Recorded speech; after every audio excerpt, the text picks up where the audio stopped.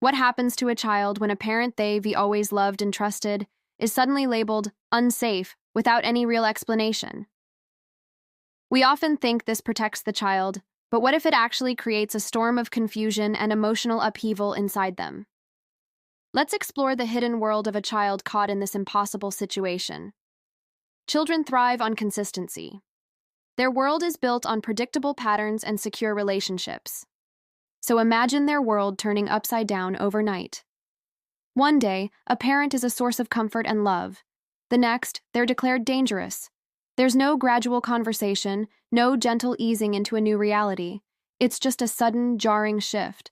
The child is left feeling completely disoriented, dropped into a new reality they're expected to accept without question.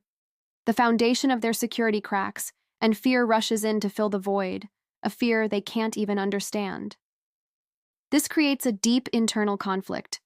A child's mind is filled with memories, being tucked into bed, piggyback rides in the park, stories read with a familiar voice. These are memories of warmth, safety, and love. But now, they're being told a new story, a narrative that paints this same person as a threat. Their own lived experience clashes directly with what the trusted adults around them are saying. So, who do they believe? Themselves or everyone else? This forces them to doubt their own feelings, their own memories, and even their own judgment. It's a silent, confusing battle being waged entirely within their own heart. Children are incredibly perceptive. They learn the new rules of the house very quickly. They figure out which topics are now tense, which memories are off limits, and which questions will be met with a cold silence or a sharp change of subject. They learn that bringing up a happy memory of the unsafe parent might cause distress or anger in the other. So, they adapt. Silence becomes their main coping mechanism. They stop asking questions. They stop sharing stories. They learn to hide the parts of themselves connected to that parent, not because they understand why, but because it's the only way to keep the peace and avoid triggering more conflict.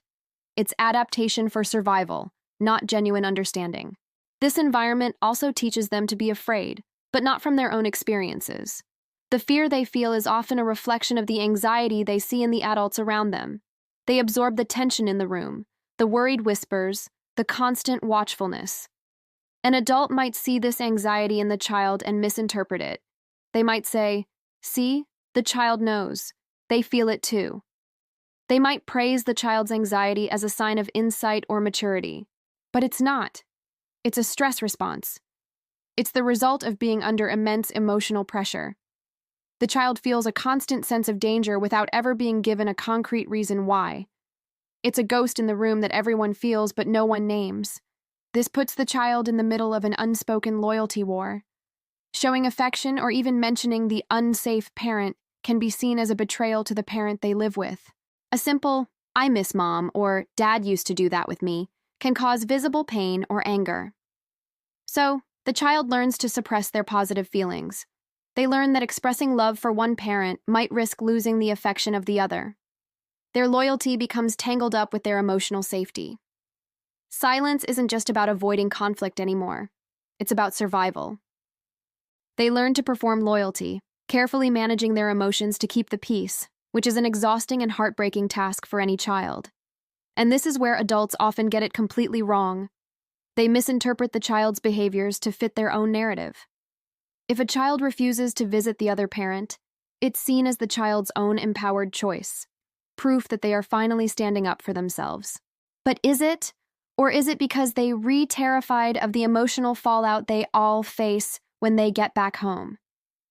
The child's anxiety is called maturity. Their rejection of a parent is seen as final confirmation that the parent is truly dangerous. These interpretations completely ignore the crushing internal conflict the child is experiencing. They miss the complexity of the situation, and instead see only what confirms their own beliefs, leaving the child's true feelings invisible and unheard. The long-term consequences of this are profound. When a parent is declared off-limits, the child effectively loses access to half of their own story, half of their history. Family traditions, stories, and relatives from that side of the family just disappear.